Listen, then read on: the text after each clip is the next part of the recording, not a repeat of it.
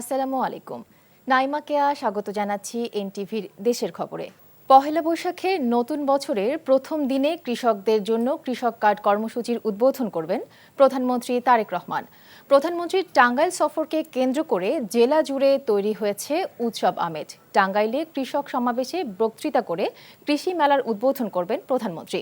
ঘটনাস্থল পরিদর্শন করেছেন কৃষিমন্ত্রী সহ অন্য মন্ত্রীরা। হাসান মাহমুদের রিপোর্ট। সবুজ শ্যামল বাংলার বিস্তীর্ণ প্রান্তর জুড়ে সতেজ সোঁদা মাটির মমতায় যে নয়ন জোড়ানো ফসলের হাসি, তার কারিগর কৃষক। দেশের অর্থনীতির মূল ভিত্তি কৃষির রূপকার গ্রামীণ কৃষকের পাশে দাঁড়াতে প্রতিশ্রুতি অনুযায়ী পহেলা বৈশাখেই কৃষক কার্ড নিয়ে হাজির হচ্ছে বর্তমান সরকার।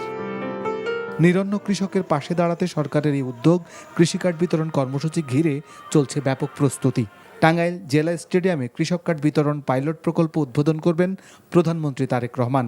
সেখানে কৃষক সমাবেশে ভাষণ দেবেন, পরে উদ্বোধন করবেন কৃষি মেলার। প্রথম সারা বাংলাদেশে এই টাঙ্গাইল সহ 11টা পয়েন্টে ফ্রি পাইলটিং শুরু হবে, তারপরে গিয়ে র্যান্ডমলি কার্ড দেওয়া শুরু হবে।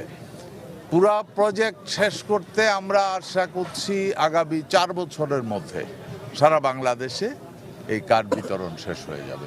কৃষক কার্ড ব্যবহার করে কৃষকরা ন্যায্য মূল্যে সার, বীজ, মৎস্য, প্রাণীখাদ্য, কৃষি ঋণ, যন্ত্রপাতি এবং সরকারি প্রণোদনা সহ 10 ধরনের সুবিধা পাবেন।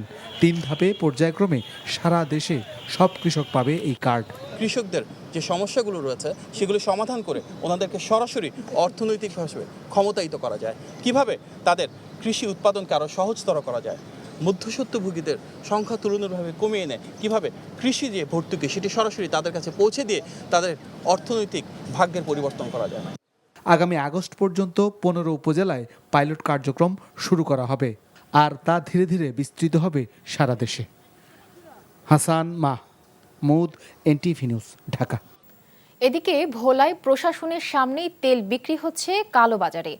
কোনো ধরনের অনুমতি ছাড়াই অটোরিকশায় করে ড্রাম বোঝাই তেল নিয়ে যাচ্ছে একটি কালোবাজারি চক্র। ভোলায় তেল সংকটের অন্যতম কারণ কালোবাজারে বেশি দামে তেল বিক্রি। ক্রেতারা বৈধ কাগজের কথা বললেও বাস্তবে কোনো কাগজপত্র দেখাতে পারেননি কেউ। ইলিশা অ্যাগ্রো নামের একটি প্রতিষ্ঠানের নামে 12,000 লিটার তেল আনলেও কিভাবে তারা বিতরণ করছেন তার উত্তর দিতে পারেননি বিক্রেতারা। কালোবাজারে অবৈধভাবে তেল বিক্রির বিষয়টি স্বীকার করেছে জেলা প্রশাসক। এদিকে চুয়াডাঙ্গার জীবননগরে তেলের পাম্পে বিশৃঙ্খলার অভিযোগে এক যুবককে 1 মাসের কারাদণ্ড দিয়েছে ভ্রাম্যমাণ আদালত। এরা অবৈধভাবে যে যারা দৈনিক আমাদেরকে খুচরা যারা নিচ্ছে তাদেরকে না দিয়ে তারা একটা কুচক্র মহল ভোলার তারা রাজনৈতিক পরিচয় দিয়ে তারা নিয়ে এই তেলগুলো সিন্ডিকেট করে আরেক জায়গায় রাখে। ডিলারদের পয়েন্ট থেকে তারা বেশি দামে বিক্রি করছে, এ ধরনের অভিযোগ আমরা পাইনি।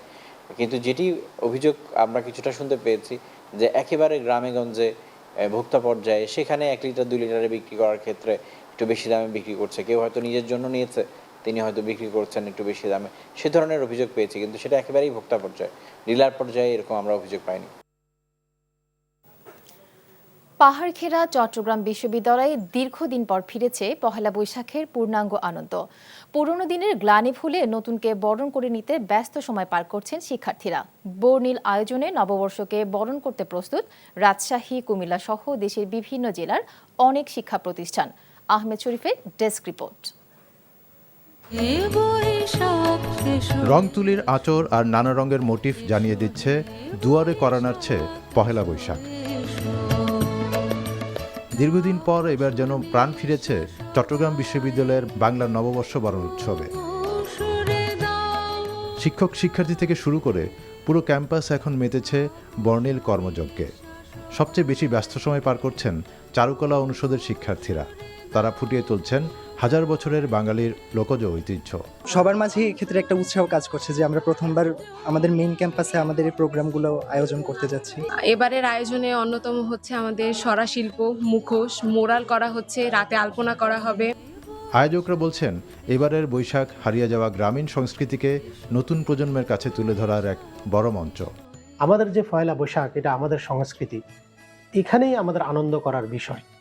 আমরা এই আনন্দে মেতে উঠি।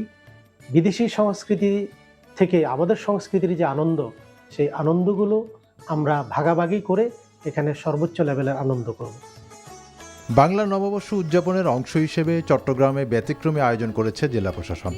সার্কিট হাউস সংলগ্ন কাজীর দেউরি মোড় থেকে লাভ লেন হয়ে ডিসি হিল সড়ক পর্যন্ত প্রায় 1.5 কিলোমিটার জুড়ে আঁকা হয়েছে বর্ণিল আলপনা। রোববার রাতে শিক্ষার্থী, সাংস্কৃতিক কর্মী ও বিভিন্ন সংগঠনের অংশগ্রহণে এই আলপনা অঙ্কনের কাজ শেষ হয়। নববর্ষকে সামনে রেখে বৈশাখী উৎসবের জোর প্রস্তুতিতে ব্যস্ত সময় পার করছে রাজশাহী বিশ্ববিদ্যালয়ের চারুকলার শিক্ষার্থীরাও।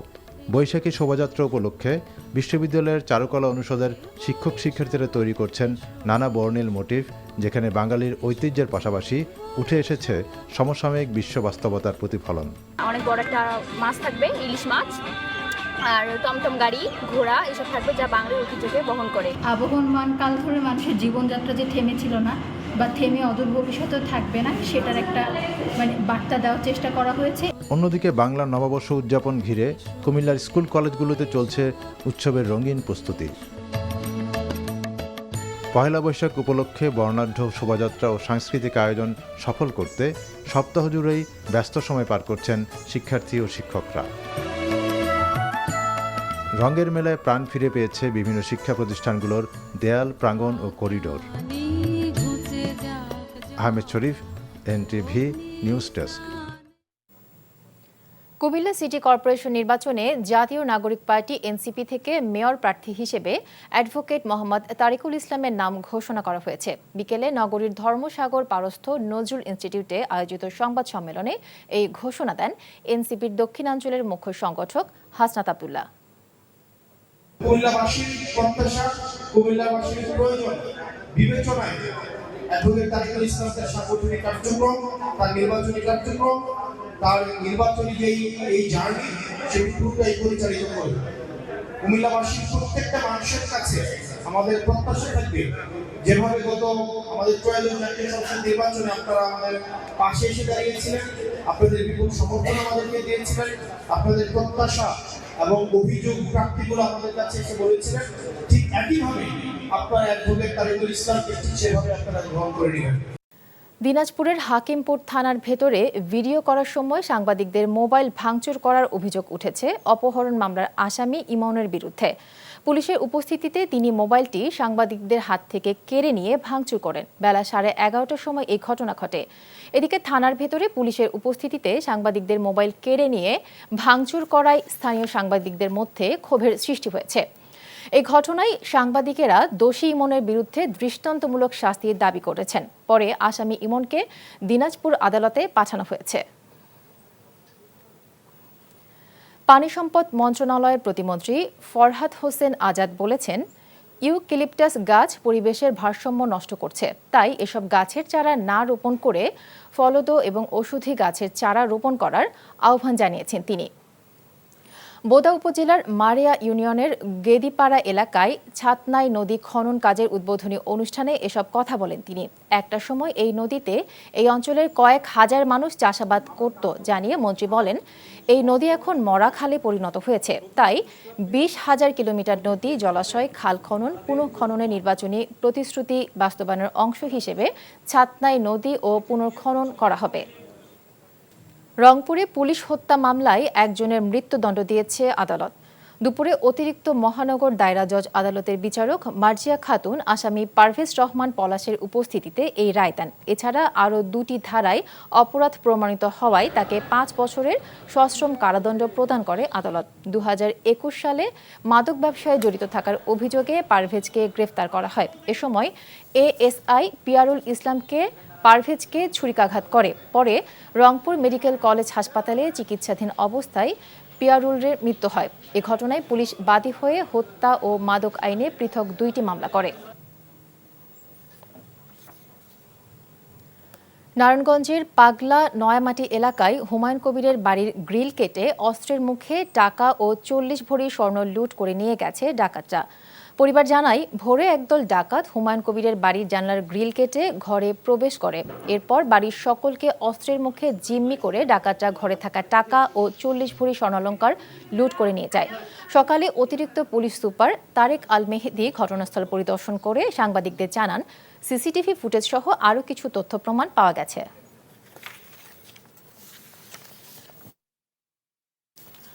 চৈত্র সংক্রান্তি উপলক্ষে জাহাঙ্গীরনগর বিশ্ববিদ্যালয়ে অনুষ্ঠিত হয়েছে ঐতিহ্যবাহী ভেলা বাইচ প্রতিযোগিতা। দুপুরে বিশ্ববিদ্যালয়ের পুকুরে জাকসু আয়োজিত এই ভেলা বাইচ প্রতিযোগিতার উদ্বোধন করেন উপাচার্য অধ্যাপক ডক্টর কামরুল আহসান। উৎসবমুখর পরিবেশে এতে 11টি হল অংশ নেয়। প্রতিযোগিতায় প্রথম স্থান অর্জন করে শহীদ সালাম বরকত হল। পরে বিজয়ীদের মাঝে পুরস্কার তুলে দেওয়া হয়।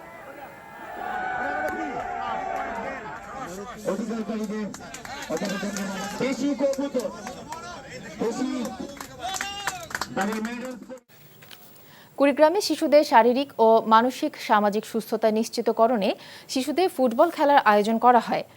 সদর উপজেলা ভোগডাঙ্গা মডেল কলেজে শিশুদের ফুটবল খেলা অনুষ্ঠিত হয়। স্থানীয় বেসরকারি সংস্থা সলিডারিটি ও ট্রেডেস হোমসের আয়োজনে অনুষ্ঠানে প্রধান অতিথি ছিলেন জেলা পরিষদের প্রশাসক সোহেল হাসান কায়কোবাদ।